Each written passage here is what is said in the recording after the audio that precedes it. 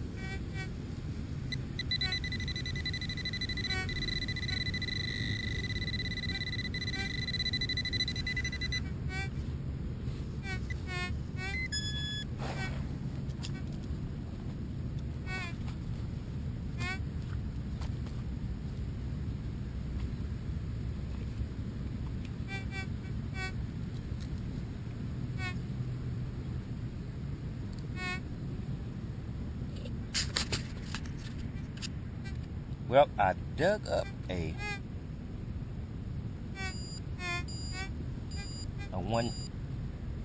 180 signal on the digital meter of my Sovereign. I didn't really need it. I had that outstanding sound, and it looks like I might have another ring here. Yep, I do have a ring. But a reading is probably silver. I will check it when I get back, but on a horrible week, I got a ring. So, not too bad. Cool. I brought the Sovereign out because, I've run several other machines on this. I thought I'd see if the Sovereign with its special tones, and like I said, whenever you get a new machine, or put a new machine in the field, your style changes. And that style change can sometimes mean a few extra targets. And it got a ring in the area I thought I pretty much hit. So, cool. It would still be considered trash, but I think this is a ring. I don't think it has any value to it, but I think it's just a junk ring, but it adds to my ring count, so I'll count it. All right.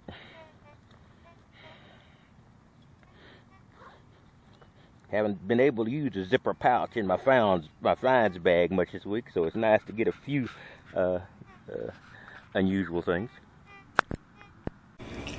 It's Texas Tiger Diggs, and I thought I'd tell my usual lie. This will be a quick one this time, but it might be a quick one this time. I'm going to try. In any case, this was not a good week, at least initially. Well, not initially. This is in the middle of the week. I went out. Did my usual, lunch hunts, and sometime post-work hunts as usual. Grabbing my little chances to detect when I can. And I went out with the F19. I took off the nail coil that I'd been using on it for a while, and that's nothing bad about the nail coil, but I was going into trashier areas, so I put the stock coil back on the F19 because it's just a smaller coil and able to move in into some more compact, more crowded, more trashy areas. So that's what I did. So this first group was with the F19, and I went out there and was frustrated for a very long time. Hit a couple of fields. The soccer field, it looked like it was going to be great. This is not the park that I discussed in my previous video, the one I just did to check. This was the old parks I've been hitting, the big soccer area. And I'm sure there's stuff out there, but it's just so big and spread out. I haven't found the little nook that will give me a lot yet. So I went out there and was really unsuccessful there. And then I went to a place where I'd been getting a few coin hits. For no particular reason, I went out, I crossed a little field, and then I cut across a little sidewalk or little walkway at the park, and bang, I hit a 3 coin spiel. And that's what you call digging sugar from you know what. And that really saved me. I found one other coin later in another park, and a dime and a penny. So that made that a reasonable day for about an hour and a half hunt. So that's cool. So that's $1, 4 quarters, a dime and a penny. So a buck 11. That was not bad considering the frustration of the beginning of the hunt. And then after that, I had a couple of more days, and I didn't get a chance to do many hunts, but it really didn't matter. I wasn't hitting anything. This is just a couple of pull tabs. I hit a lot of pull tabs. You guys know I dig pull tabs out the wazoo. I dig a lot of pull tabs because that's what I'm looking for. Gold and pull tabs is what I've got to do. And I had a Cladapalooza and a lot of crusty drinks. So they moved those off to the side. So those 2 days of hunts, I don't know, probably cumulative 45 minutes, turned out a huge projectile shell from a bullet and a dime and 3 pennies. So that was probably my worst couple of hunts I've had in months. So the week was not looking good. Put that over there. Put that over there. So we're up at $1.24. So I went out today to the ring park. You know, whenever things fail, I go out to the ring park. Eventually, it's going to dry up on me probably, but it came through again. So I went out and I found I went out with the Sovereign GT. That's the most important thing I need to mention. I took the Sovereign GT, knocked the dust off, pulled the cobwebs off, yeah. Made sure my battery was charged, and went on out there with it. I don't always use it because you know my belief in going in light and sometimes going in not taking the big machine in. I said to heck with it. This hadn't been a good week, so let me pull out the tank. So I pulled out the Sovereign GT, and of course it's heavy, but I've built up a little arm strength from doing this. Anyway, I found this, and you've seen it on the hunt video. I found a sterling silver ring with a cross. Now inside here it has the magic abbreviation STER, and then it has a candelabra, a 3-pronged candelabra, and JA on the side, which is a maker's mark. I can look that up later, but you know, I'm just so happy to get it. I'll do my research later. But silver ring, and I'm not even try to give you the count. I will note the count down in the description or in the title, probably in the title as well. And this is a junk ring. Now this is difficult to see. It's a heart, and it is a massive junk ring. I mean, it is breaking apart, bending it back together. It sort of came to pieces.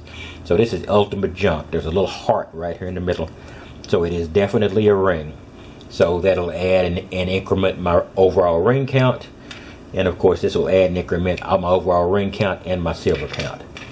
And later in the day, I went out to what I usually would call a pounded park, to the trashiest areas I can find. And I carried my trash machine.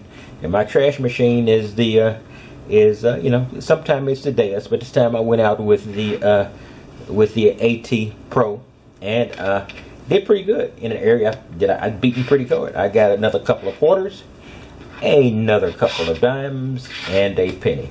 So let's put that over there.